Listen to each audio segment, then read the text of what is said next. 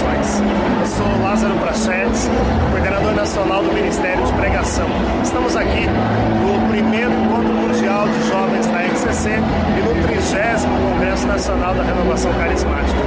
Eu acabo de ter o privilégio de pregar aqui no Encontro Mundial sobre a necessidade dos jovens testemunharem a sua fé.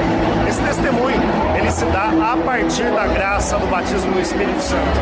O jovem que vive uma experiência de Deus, ele se torna testemunha de Jesus Cristo. Por isso, meu irmão, quero te convidar a abrir o seu coração, a se deixar tocar pelo Espírito Santo, para que também você seja uma testemunha verdadeira de nosso Senhor Jesus Cristo. Que Deus te abençoe. No ano da morte do rei Uzias, eu vi o Senhor sentado num trono muito elevado. As franjas do seu manto enchiam o templo. Os serafins se mantinham junto dele. Cada um deles tinha 6 asas. Com um par de asas velavam a face, com o outro cobriam os pés, e com o terceiro voavam.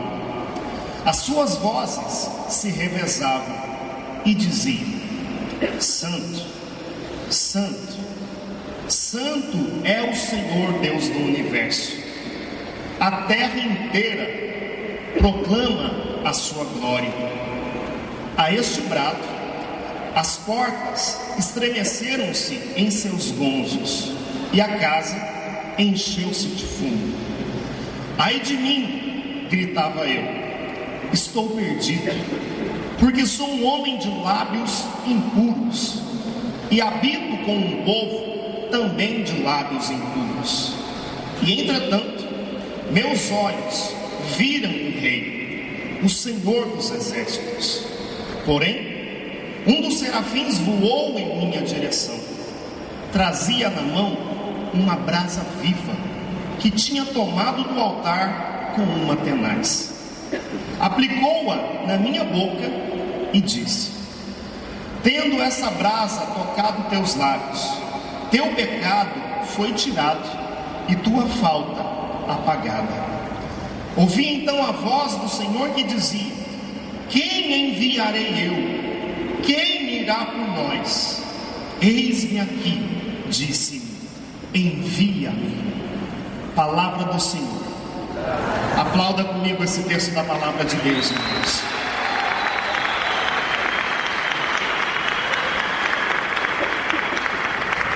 O nome Isaías deriva de um nome hebraico, Ishayahu, e significa Deus é a salvação. O profeta Isaías nasceu aproximadamente por volta do ano 760 a.C. E ele foi chamado por Deus para exercer o seu ministério aproximadamente por volta do ano 740 a.C. E ele exerceu o seu ministério profético por aproximadamente 50 anos. Isaías era de família nobre, e ele era um profeta da corte do rei. E sendo um profeta da corte, ele já estava acostumado às mordomias, ao bem-estar da corte. Isaías profetizava mais para agradar a realeza do que para proclamar a vontade de Deus. No entanto, o versículo 1 desse texto que nós acabamos de ouvir diz o seguinte: no ano da morte do rei Uzias.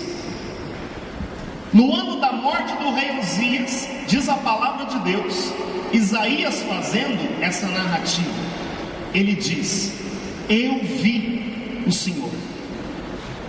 Quando morre o rei Uzias, Isaías perde todas as suas seguranças, e ao perder as suas seguranças, ele vive uma experiência íntima, pessoal e transformadora.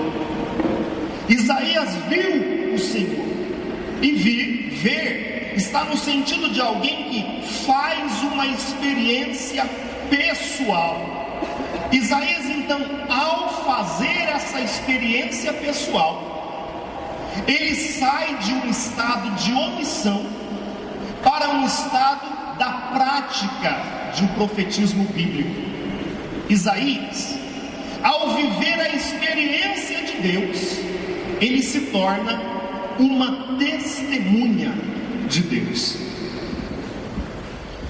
Quando nós olhamos para o contexto onde o livro do profeta Isaías foi escrito, nós sabemos que existem 3 livros do profeta Isaías, na verdade, e um deles foi escrito exatamente quando o povo de Israel estava exilado. E Isaías escreve com a finalidade de manter a fé verdadeira do povo de Israel. Isaías escreve chamando o povo de Israel para manter a sua fidelidade no Deus vivo.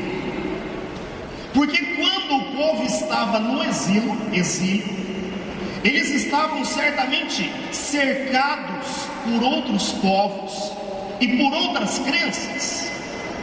E essas crenças começaram a se infiltrar, a se disseminar na vida do povo de Israel. E Isaías então vai profetizar contra essas nações, trazendo o povo de Israel para a fé no Deus único e verdadeiro. A situação social do período do profeta Isaías não é de forma alguma diferente dessa nossa situação social. Ontem pela manhã, o Senhor me deu a graça de pregar também aqui no nosso 30º Congresso Nacional.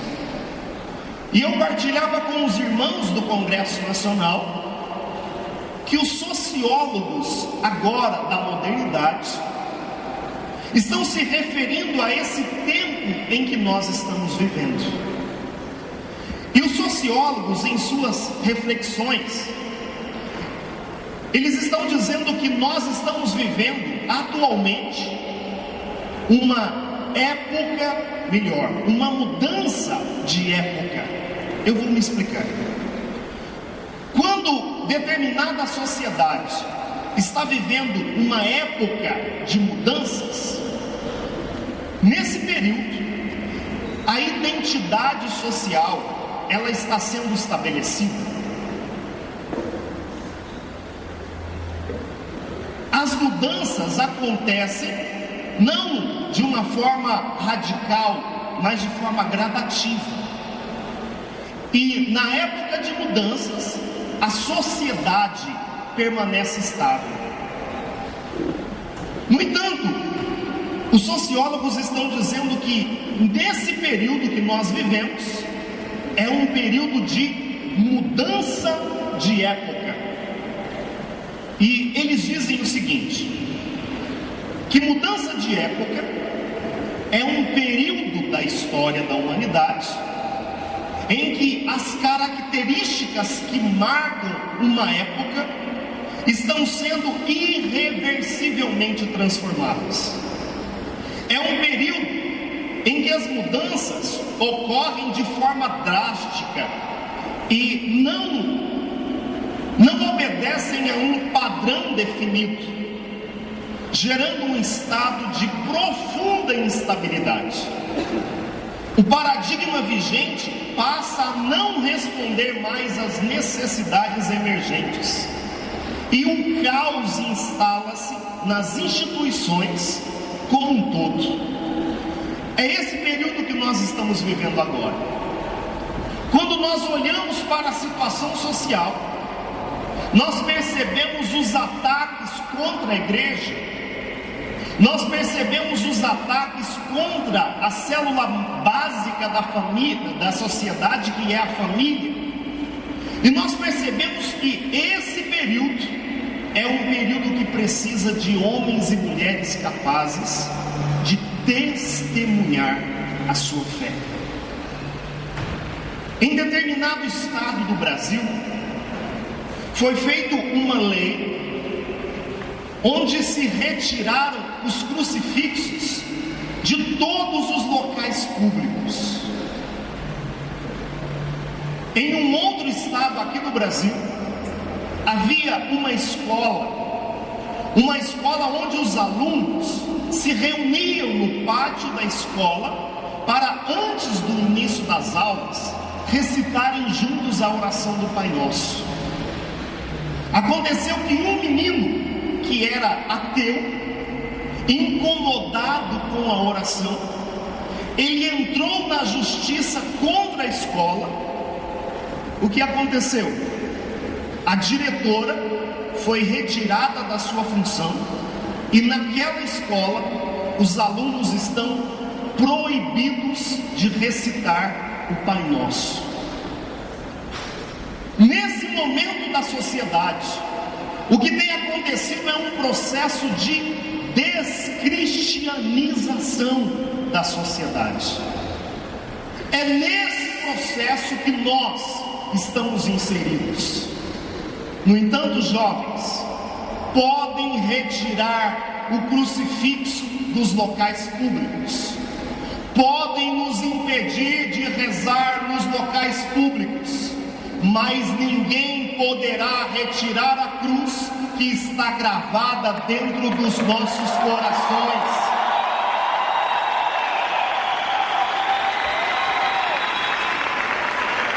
A palavra do Evangelho foi gravada em letras de fogo em nossos corações.